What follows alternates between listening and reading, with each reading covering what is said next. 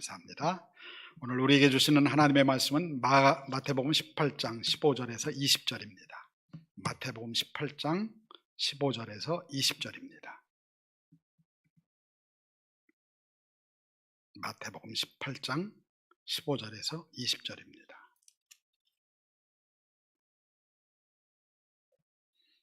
제가 봉독해 드리겠습니다. 네 형제가 죄를 범하거든 가서 너와 그 사람과만 상대하여 권고하라.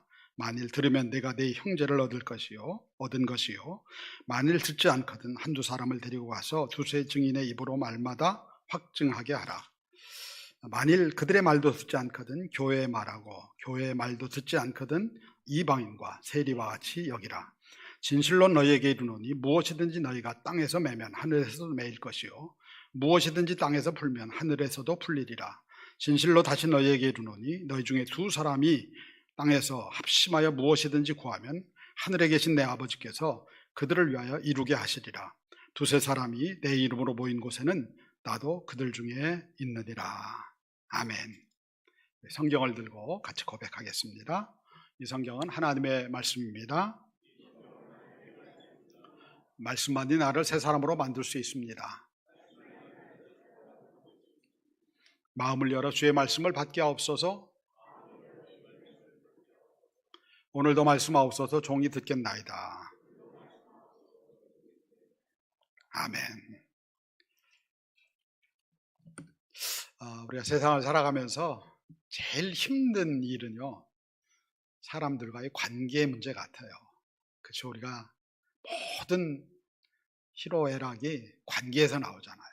교회에서도 관계가 힘들기도 하고 또 좋은 관계, 그것이 에너지를 내기도 하고 이런 많은 관계, 이 관계에서 많은 문제가 일어나는 것 같습니다. 특별히 가까운 사람이나 또는 공동체 안에서, 교회 공동체나 또는 일반 공동체 안에서도 이런 관계의 문제가 우리에게 많은 어려움을 가져다 줍니다.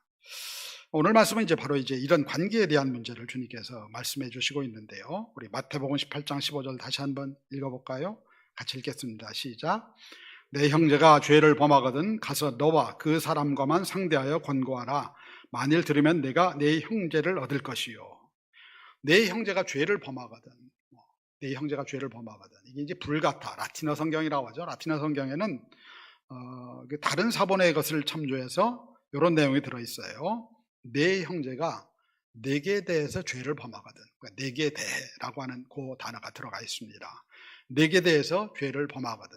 그러니까 이게 하나님과의 관계 이런 것보다도 공동체 안에서의 어떤 또는 사람과 사람 사이의 관계에서 문제가 생겼을 때라고 이야기하는 거예요. 개인 간의 관계나 또는 개인 간의 죄, 허물, 갈등 이런 문제를 폭넓게 이야기를 하고 있습니다. 그렇죠. 우리가 사람들의 관계, 그게 교회 안의 관계이기도 하고 부부 간의 관계이기도 하고 가정에서의 관계이기도 하고 이런 많은 관계들 우리가 다 이렇게 묶여 살고 있잖아요. 우리가 무인도에 혼자 사는 게 아니고 같이, 오늘도 예배 드리는데 혼자 예배 드리는 게 아니라 우리 같이 예배를 드리잖아요. 다양한 사람들이 모여서 거기에서 많은 문제들이 발생을 하게 되죠. 그리고 그것이 어떤 경우에는 우리에게 기쁨을 주지만 어떤 경우에는 우리에게 참 큰 고통과 슬픔을 가져다 주는 경우를 많이 발견하게 됩니다. 예수님 밑에서 이 말씀을 듣던 12제자들도 다 다르잖아요. 여기 있는 사람들이. 어떤 사람은 성격 급하고 어떤 사람은 느리고 어떤 사람은 계산이 빠르고 어떤 사람은 계산에 둔하고 이런 사람이 다 모여 있어요. 그러니까 그 12제자들 안에서도 얼마나 많은 갈등이 있었겠습니까? 서로 높은 자리에 앉으려고 하는 이런 갈등도 있었고요. 그리고 얘기하다 보면 또 성격 급한 사람이 또 성격이 좀 점잖은 사람한테 또 못할 말도 하고 막 이런 일들이 일어나지 않았겠습니까? 이런 수많은 일들이 일어났을 것 같아요. 그게 우리를 힘들게 하는 거죠, 다. 우리가 이런 얘기할 수 있어요. 우리가 온 인류를 사랑할 수 있습니다. 온 인류의 평화를 내가 책임지고 있습니다. 이런 얘기 할 수 있습니다. 이런 얘기 할 수 있는데요. 근데 주님은 우리에게 그걸 얘기하지 않아요. 네가 온 인류를 사랑해라 이렇게 말씀하지 않아요. 네가 온 인류의 평화를 위해서 일해라 이렇게 말씀하시지 않아요. 뭐라고 말씀하셔요? 너와 문제가 있는 어쩌면 너한테 죄를 범한 죄송합니다. 주일날 고놈 여러분들 생각나는 사람이 있을지도 모르겠습니다. 그 사람을 사랑하라고 하는 거예요. 그 사람과 평화를 맺으라고 하는 거예요. 그 사람과 화해하라고 하는 거예요. 네가 세상의 평화를 위해서, 세상을 다 책임지기 위해서 일하는지 나는 그건 잘 모르겠는데, 네가 만나는 사람, 요즘 부부간에도 갈등이 많잖아요. 부부간의 문제, 이런 문제, 그 가운데서 하라는 거예요. 그걸 하라고 하는 것입니다. 더욱이 상대가 나를 멸시하고 무시하고 업신여길 때 그렇게 하라는 거예요.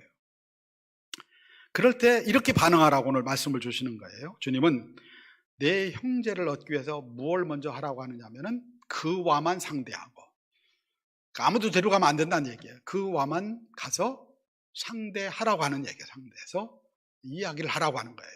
이런 일이 있었다라고 이야기를 하라고 하는 거예요. 그렇게 권고하시는 거예요. 그리고 그 말을 듣지 않으면은요, 그 현장이나 그런 상황을 알고 있는 사람 몇 사람을 데리고 가라고 하는 거예요. 데려가서 그 사람들의 증거를 통해서 당신이 이런 잘못을 했다라고 이야기를 하는 거예요. 당신 때문에 이런 문제가 생겼다, 이걸 얘기하라고 하는 겁니다. 그리고 그것도 안 되면 어떡하라고요? 그 다음에는 교회에다 얘기를 하라는 거예요. 교회에다 얘기를 해서 교회에서 이걸 치리하게 하라. 그 사람을 교회 밖으로 내쫓든지. 여기 보니까 이제 뭐 이방인과 세리같이 여기라. 교회 말도 안 들으면은 이방인과 세리같이 여기라. 이게 무슨 얘기냐? 이방인과 세리는 어떤 의미에서 공동체 밖에 있는 사람을 얘기하는 거예요. 공동체 밖으로 쫓아내라 라고 이렇게 말씀하는 거예요. 여기서 제일 중요한 초점은 뭐냐면요, 너에게 죄를 범한 그 사람과만 상대해라. 첫 번째 이야기. 이게 오늘 말씀의 핵심 포인트입니다. 그 사람과만 상대해라. 상대해서 말하라 라고 하는 말씀이에요. 근데 여러분, 이게 쉬운 일인가요? 쉬운 일이에요? 누가 나한테 어떤 문제를 일으켰어요. 어떤 죄를 범했어요. 또는 나의 자존심을 긁어놨어요. 그럼 그 사람한테 직접적으로 해놓고 당신 나한테 이랬잖아. 물론 성격이 센 사람들은 그렇게 합니다. 근데 대다수의 사람들이 어떻게 하나요? 그냥 말아요. 그냥 그러려니 하고 맙니다. 사실 이거 쉽지 않아요. 누군가에 가서 이걸 따지고 하는 거, 성격 강한 사람 아니면 쉽지 않습니다. 쉽지 않아요. 우리 교회도 많은 분들이 이거 못한다고 하는 그런 얘기입니다. 그리고 나서요, 또 보면은 누가 피해자인가요? 지금 누가 피해자예요?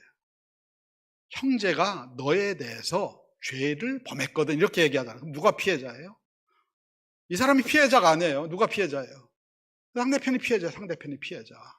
그럼 여러분, 우리가 누가 먼저 와야 되죠? 누가 먼저 와야 돼요? 상식적으로 우리가. 예를 들면은 지금 교통사고나 이런 거 나고 무슨 문제가 일어나서 누가 아파 누워 있는데 매번 하는 얘기들이 뭡니까? 그 사람이 가해자인데 병원에 쫓아오지 않았다고 하는 얘기예요. 누가 먼저 찾아와야 돼요? 피해자한테 가해자가 와야 되는 거예요. 당연히 가해자가 와야 되는 겁니다. 그게 당연한 거예요. 어떤 의미에서 여기에 나오는 이 말씀의 이 말씀의 주어가 되는 사람은 어떤 사람? 피해자예요, 피해자. 그 사람이 나한테 죄를 범했어요. 그럼 어떻게 해야 돼요?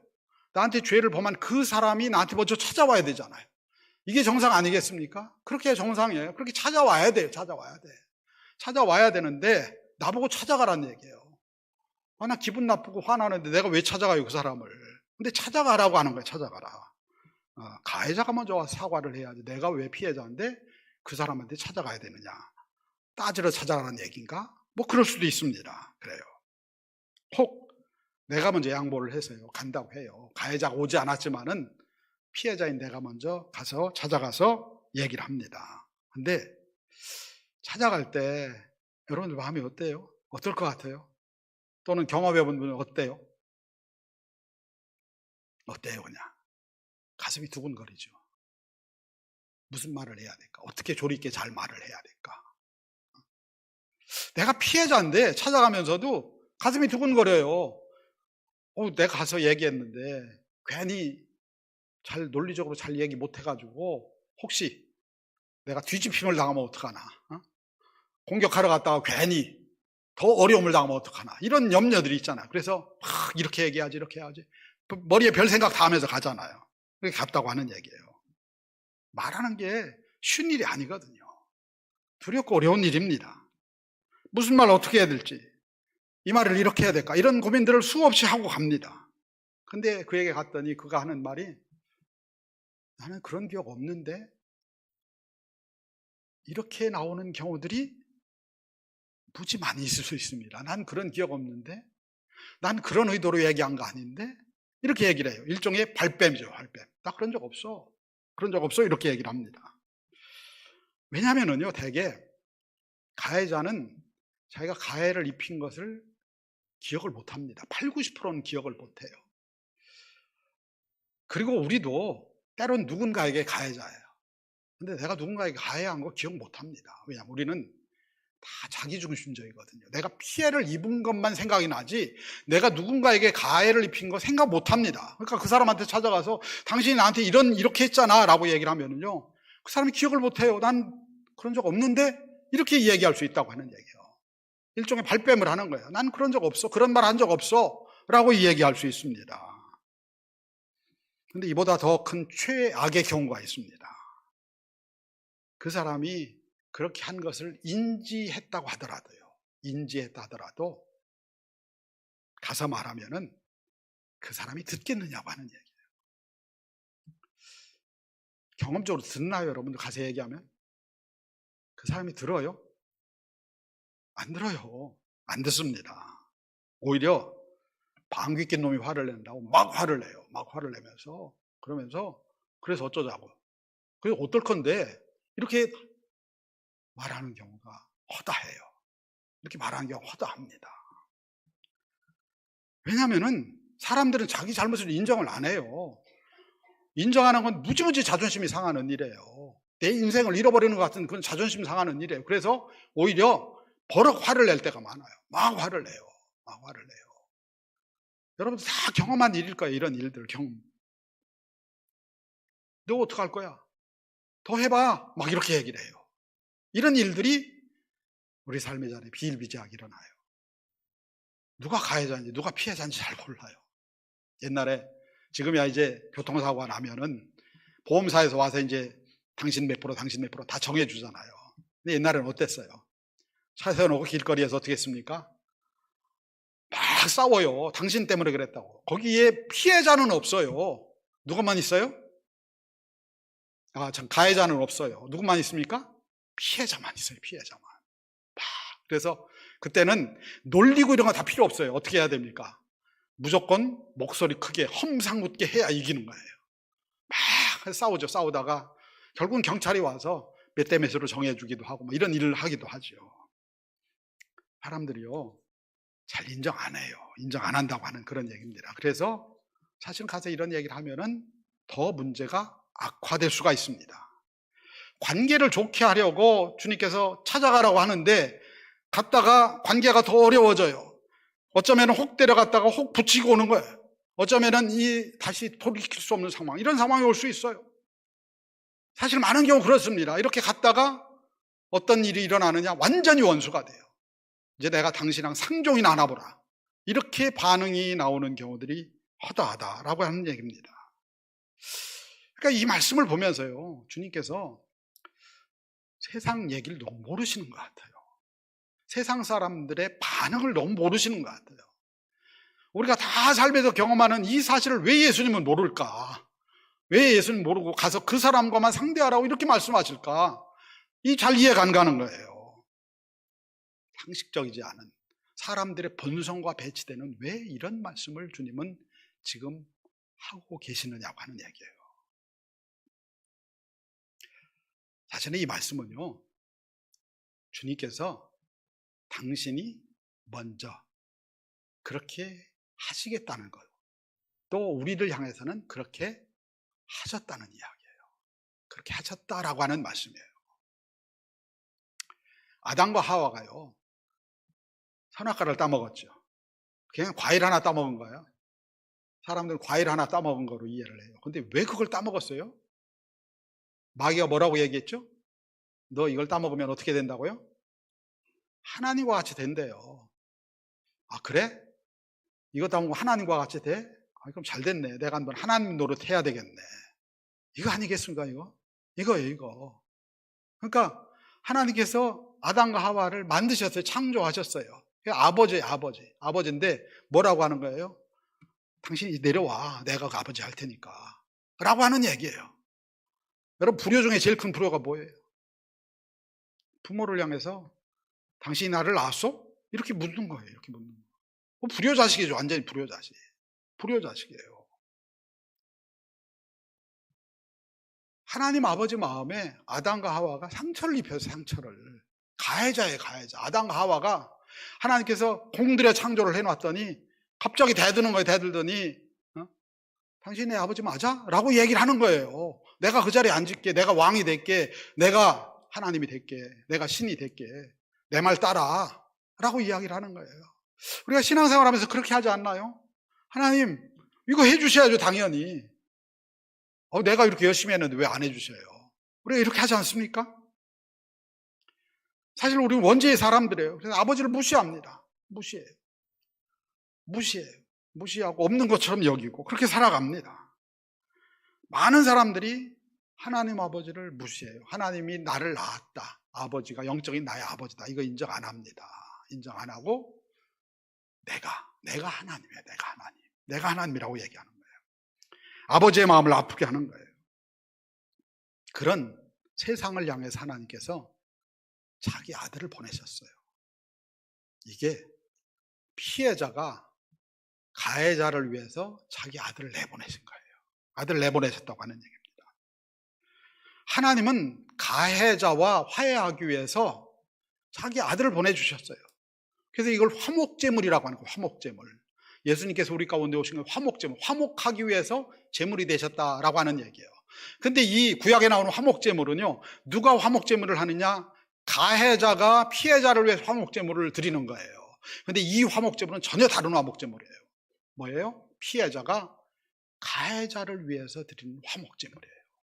화목제물의 의미가 달라지는 거예요. 하나님은 엄청난 위험을 감수하고 자기 아들을 이 땅에 보내셨어요. 가해자에게 피해자를 보내신 것입니다. 그래서 이제 사람들은 하나님 무시해요. 네가 무슨 하나님의 아들이야 라고 무시를 해요. 무시를 하고 경멸을 하고, 또 어떤 사람들은 아무 관심도 없어요. 또 어떤 사람들은 내가 왜 가해자냐고. 나 가해한 적 없어. 나는 의로운 사람이야. 바리새인들은 이야기를 합니다. 우리는 너무너무 의로운 사람이야. 우리는 열심히 살았던 사람이야. 우리는 하나님의 법도를 너무너무 열심히 지킨 사람이야 라고 이야기를 해요. 그러면서 무슨 얘기까지 하느냐면 하나님이 우리한테 빚졌어. 우리가 너무 열심히 살아가지고 하나님이 우리한테 빚졌다니까. 무슨 얘기예요? 우리는 의롭고 하나님이 우리 간섭할 필요도 없고 내가 알아서 잘 살고 있어. 내가 하나님이고 내가 신이야 라고 이야기하는 거예요. 사실 누가 자신이 죄인이라고 인정을 합니까? 여러분, 교회 오면 맨 먼저 묻는 대답이 뭡니까? 묻는 복음의 원리가 뭡니까? 당신은 죄인입니다 라고 하는 거예요. 근데 얼마나 많은 사람들이 이걸 인정할까요? 나 죄인 아닌데. 저 사람이 죄인이지. 나는 열심히 잘 살았는데. 난 문제없이 살았는데. 그렇게 응답을 하죠.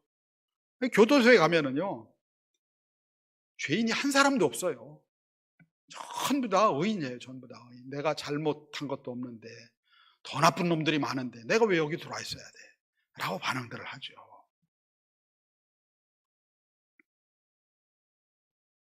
예수님께서 회개하라고 하고 하나님 나라 선포하니까요, 바리새인, 서기관 이 사람들이 나중에는 막 화를 내는 거예요. 우리가 무슨 죄를 졌다고? 우리가 당신한테 무슨 죄를 졌다고 도대체? 화를 내는 겁니다. 화를 내다 어떻게 해요? 이거 안 되겠네, 그냥 놔두면은. 그래서 한 일이 뭐예요? 예수님을 잡아서 십자가에 못 박은 일이에요. 이게 십자가 사건이에요. 가해자가 화해하기 위해서 온 피해자를 데려다가 십자가에 못 박은 거예요. 사실 우리가 살아가면서 삶의 현실이에요. 나는 분명히 피해를 당했는데 거기 갔더니 갑자기 가해자가 돼요. 돌변해가지고 그 사람이 당신이 가해자네 라고 하는 이런 일들이 사실은 세상에서도 많이 일어나요. 이와 같은 일들이 일어났다고 하는 얘기예요. 그런 우리를 위해서 바로 주님께서 십자가에서 죽음을 당하셨다고 하는 얘기예요. 이게 복음성가 중에 오늘 제가 이 찬양을 할까 고민하다 그냥 가사만 불러드리는데 한번 가사를 보여주실래요? 가사를 보여주세요. 예. 우리의 어두운 눈이 그를 미워했고 우리의 캄캄한 마음이 그를 몰랐으며 우리의 무지한 채찍질로 그를 내리셨고 우리의 악독한 혀가 그를 정죄했으며 우리의 폭력의 손길이 그 몸 멍들게 때렸으며 살인자의 본받아 우리는 그를 찔렀소. 우리는 그를 죽였지만 그는 살아나셨고 우리의 악함을 벗기셨소. 이게 이제 우리 고난주간에 많이 부르는 찬양이에요. 여기에 어떤 내용이 담겨져 있느냐면은 내가 가해자입니다 라고 하는 고백이 담겨져 있는 거예요. 내가 그분을 찔렀어요. 내가 그분을 배반했어요. 이런 내가 가해자입니다라고 하는 고백이 담겨져 있어요. 근데 사람들은 내가 왜 가해자야? 내가 왜 죄인이야? 하나님의 아들 예수가 왜 나를 위해서 십자가를 져? 난 잘 살고 있는데, 나는 뭐 문제 없는데, 이렇게 반응을 하는 거예요. 그런 우리에게 그분은 무시당하고 거부당하고 고난당할 모험을 하면서 우리 가운데 찾아오셨어요. 이게 성육신의 사건이라고 하는 거예요. 성육신의 사건입니다. 모험을 하신 거예요. 엄청난 모험을 하신 거예요. 어떤 모험을 하셨나요? 상대가 나를 받아주지 않아도, 때론 나를 욕하고, 때론 나를 십자가에 못 박더라도 내가 거기 가겠다고 하는 그 엄청난 모험이에요. 이 말도 안 되는 일을 그분이 감당하셨어요. 왜 이 일을 감당하셨느냐고 하는 얘기예요. 성경은 한 구절로 정확하게 표현을 하고 있습니다. 로마서 5장 8절입니다. 로마서 5장 8절. 로마서 5장 8절입니다.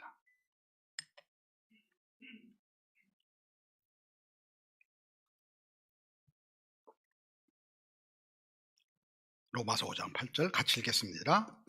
우리가 아직 죄인 되었을 때 그리스도께서 우리를 위하여 죽으심으로 하나님께서 우리에 대한 자기의 사랑을 확증하셨느니라. 십자가가 뭔지를 정확하게 한 구절로 표현해 주는 거예요. 우리가 아직 죄인 되었을 때, 우리가 가해자의 가해자, 하나님의 마음에 아프게 한 그 가해자입니다. 가해자인데 우리가 아직 죄인 되었을 때 그분이 우리를 위해서 자기 아들을 보내셨다고 하는 얘기예요. 그 이유는 단 하나예요. 단 하나예요. 우리를 사랑하셔서.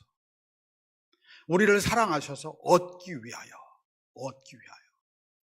우리를 사랑하셔서 우리를 얻기 위해서 그분이 이 땅에 오셔서 무시를 당했고요. 조롱을 당했고요. 그리고 결국은 십자가를 지셨다고 하는 말씀이에요. 우리를 사랑으로 얻기 위해서, 오로지 그거 하나 위해서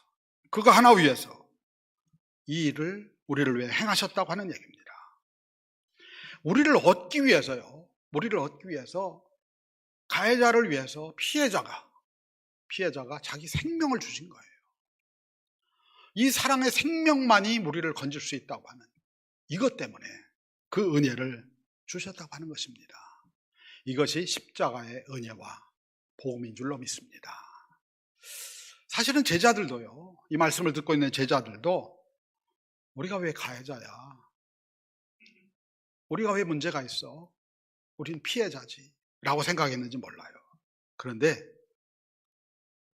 예수님이 십자가에 달리실 때 이들이 다 도망을 갔죠. 또 부인을 했죠. 또 그리고 12 중에 하나는 어떻게 했습니까? 12 중에 하나는 예수님을 팔았어요. 그때 제자들이 깨달아요. 우리가 가해자구나. 이걸 깨닫게 되는 거예요. 그리고 나 같은 가해자를 위해서 주님께서 십자가 지시고 내 허물과 죄를 용서하신 것, 이것이 복음이고 이것이 은혜라고 하는 걸 깨닫게 되는 거예요. 그래서 이 제자들이 이제 나가는 거예요. 형제들을 얻기 위해서, 자매들을 얻기 위해서 예루살렘 거리로 나가는 거예요. 그들이 죽이려고 달려들어요. 예수님을 죽였어요. 하지만 그들이 나가는 거예요. 왜 나가요? 주님이 나를 위해서 이 일을 행하신 거예요. 가해자인 나를 위해서, 사랑으로 나를 얻기 위해서, 아까 우리가 형제를 얻기 위해서라고 말씀합니다.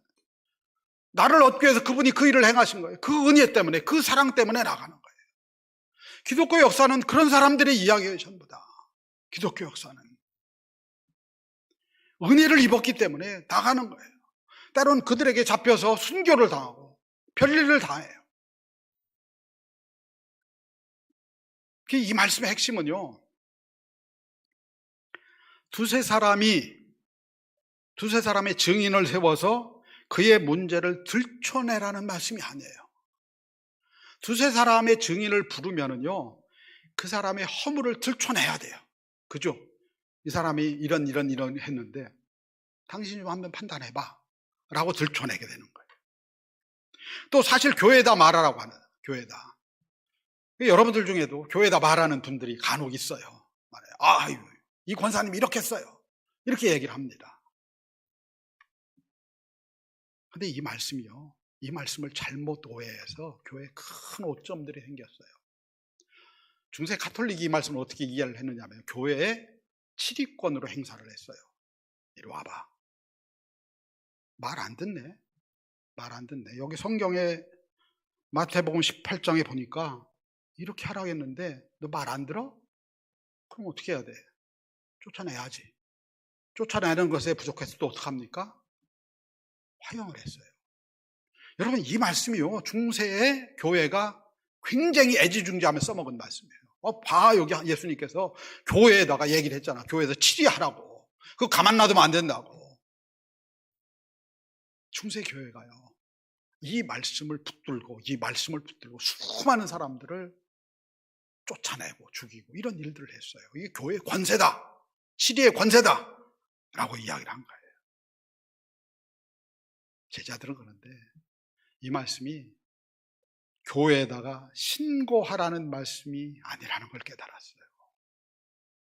교회에다가 말해가지고 그 사람 문제를 들춰내고 그 사람이 이런 사람이다 망신 주고 그 사람을 비난하고 그 사람을 저주하고 이렇게 하라고 이 말씀을 주신 게 아니라는 걸 깨달은 거예요. 이 말씀의 핵심은 첫 번째 말씀이에요. 내가 너를 얻기 위해서, 내가 너를 얻기 위해서 사랑으로 이 땅에 와서 십자가를 지지 않았느냐. 너도 그 사랑을 힘입어서 형제와 자매를 얻기 위해서 나가라고 하는 말씀이에요. 그렇게 나가라고 하는 말씀이에요. 그래서 나에게 때로는 허물이 있고 나를 힘들게 한 사람들, 이런 사람들에게 믿음의 사람들이 나가는 거예요. 하나님의 은혜를 힘입어서 나가는 거예요. 내 마음의 성적으로는 안 돼요. 안 돼요, 그거. 사실 우리 힘들어요. 그게 너무 힘듭니다. 나를 힘들게 한 사람에게 왜 내가 나가야 돼? 맨날 우리는 그것 때문에 고민하고 힘들어해요. 우리가 찬양 부른 그 찬양에 나온 최용덕 집사님, 그 찬양이 살아있는 찬양 아니에요. 제가 얼마 전에 설명을 했었잖아요. 그 형제와 다툼이 있어가지고 마음속에 그 자존심이, 내가 왜 가서 그 사람한테 사과를 해야 돼? 그 사람이 나한테 와서 사과해야지. 이것 때문에 씨름한 거. 사실 우리가 씨름하는 게, 신앙의 씨름이 이런 거예요. 내가 하나님 앞에 영광 돌리겠습니다, 예배하겠습니다, 이거 가지고 씨름하지 않아요. 우리가 뭐 가지고 씨름하느냐? 맨날 이런 거 가지고 씨름을 해요. 우리 살아가는 데서 부부간에도 이런 것 때문에 씨름하고 이런 것 때문에 씨름해요. 인간의 성정으로 나갈 수 없어요. 자존심 상하고 기분 나쁘게 나갈 수 없어요. 그래서 기도하며 나가는 거예요. 기도하면서 그를 얻기 위해서, 얻어야 되잖아요. 아멘. 그를 얻기 위해 나가라고 하잖아요. 얻기 위해서. 그를 버리기 위해서 나가는 게 아니야. 그를 얻기 위해서 너는 사랑하며 기도하며 내가 너에게 힘줄 테니까 나가라고 하는 거예요. 나가라고. 그렇게 나가라고 하는 거예요. 그렇게 나갈 때 주님께서 함께 하시겠다는 거예요. 그렇게 나가면은 내가 너희와 함께 할 거라고 하는 얘기예요. 그렇게 나가서 너희가 마음이 하나가 되고 합심할 때 거기에 하나님의 역사가 임한다고 하는 얘기예요. 하나님의 은혜가 임한다고 하는 얘기예요. 거기에 하나님께서 하늘의 문을 여시고 그곳에 풀어주시고 메어주시는 역사를 이루시겠다고 하는 얘기예요. 그게 뒤에 나오는 말씀이에요. 너희가 두세 사람이 함께 그런 마음을 가지고 모인 그곳에 내가 너희와 함께 할 것이다 라고 말씀하는 거예요. 그리고 그곳에서 하나님의 역사와 능력이 나타날 것이라고 말씀하시는 거예요. 내가 하늘의 역사를 메고 푸는 은혜를 너희에게 주시겠다고 하는 거예요. 주님은 우리가 하나님을 예배하고요, 하나님께 영광 돌리는 거, 이것도 기뻐하시지만은 주님이 안타까워하시는 것은 수많은 사람들이 공동체와 또는 사람들과의 관계에 있어서 매여 있다고 하는 거예요. 서로 매여 있다고 하는 거예요. 원수의 매듭으로 묶여있는 것을 주님은 아파하죠. 사실 우리가 형제가 나에 대해서 죄를 범하면은 일반적으로 사람들은 어떻게 반응을 합니까? 뭐 마음이 강한 사람은 찾아가기도 하죠, 말 그대로. 근데 어떻게 반응을 해요? 어떻게 반응을 해요? 대개 어떻게 반응을 하느냐면 뒤에서 험담을 하고 뒷담화라고 하는 걸 합니다. 그걸 해요. 상대하지 않아요, 그 사람을. 저런 몹쓸인간 상대하지 않습니다. 그리고 많은 사람 앞에서 그 죄를 들춰내요. 이 사람이 이런 일 했어. 이런 일 했어. 이게 말이 되는 얘기야. 막 이런 얘기가 돌아다녀요. 저는 목회를 하면서 그런 얘기를 너무 많이 들어가지고 당사자는 모르는데 그런 얘기들이 막 돌아다녀요. 막 돌아다녀요. 아, 이 사람이 이런 일을 했다니까. 이런 일을 했다니까 해요. 그러다 그 얘기가 결국은 돌고 돌아서 어떻게 돼요? 결국은 그 사람한테 들어가요. 그러면은 회복할 수 없는 원수가 돼요. 이렇게 원수 맺은 사람들이 많이 있더라고요. 이렇게 원수 맺은 사람들이. 주님이 그걸 아파하시는 거예요. 너희는 주님의 교회 안에서 너희가 이방인과 세리같이 되는 게 안타깝다고 하는 거예요. 품어주지 못하고 사랑하지 못해서 그렇게 가는 것이 안타깝다고 하는 거예요. 주님은 우리 안에 있는 험담의 괴물을 몰아내시길 원하는 험담의 괴물. 우리는 관계에서 우리를 가장 어렵게 하는 것은 이런 험담들입니다. 험담들. 뒤에서 비난하고 정죄하고 저주하는 이런 험담의 괴물들을 몰아내라고 하는 거예요. 여러분들 안에는 어떤 매듭들이 있습니까? 성도들 사이에도 매듭이 있고요. 부부간에도 매듭이 있고 가정에도 매듭이 있어요. 그 재미난 예화가 있습니다. 천국에 갔더니 천국 문 앞에 사람들이요, 들어가지 못하고 다 서 있더라고 하는 얘기예요. 들어가지 못하고 들어가야 되는데 들어가지 못하고 서 있더라고 하는 얘기예요. 그게 왜 서 있나 봤더니 천국이 좁은 문이잖아요. 좁은 문. 좁은 문이에요. 그래서 한 사람밖에 못 들어가요. 한 사람밖에 못 들어가는데 보니까 거기에 뭐가 있어요? 사람들이 다 손이 묶여 있더래요. 서로. 목사와 장로가 묶여 있고 장로와 장로가 묶여 있고 이게 다 묶여 있는 거예요. 집사와 집사가 묶여 있고 권사와 권사가 묶여 있고 그게 들어가야 되는데 서로 들어가려고 하니까 이 좁은 문인데 못 들어가는 거예요. 다. 그걸 보다가 누가 잠에서 깼다는 재미난 얘기가 있어요. 하나님께서 우리에게 복 주시길 원하시는 줄로 믿습니다. 우리 믿음의 사람들에게 복 주시길 원하셔요. 그런데 주님은 우리가 이방인과 세리처럼 되어서 매듭을 풀지 못하고 있는 그런 모습을 안타까워하십니다. 주님께서 우리를 얻기 위해서 십자가에서 자기 몸을 주신 것처럼 우리에게 그렇게 나가라고, 내가 너와 함께 할게, 내가 너를 도와줄게, 너만 혼자 가는 게 아니야, 내가 너를 도와주고 너와 함께 할 테니까 마음을 내려놓고 나가라고. 굉장히 어려운 얘기예요. 우리 삶에서 넘어서기 어려운 얘기입니다. 근데 주님께서 내가 너와 함께 할 거야, 네가 발을 떼면은 너와 함께 할 거야, 우리에게 말씀하시는 줄로 믿습니다.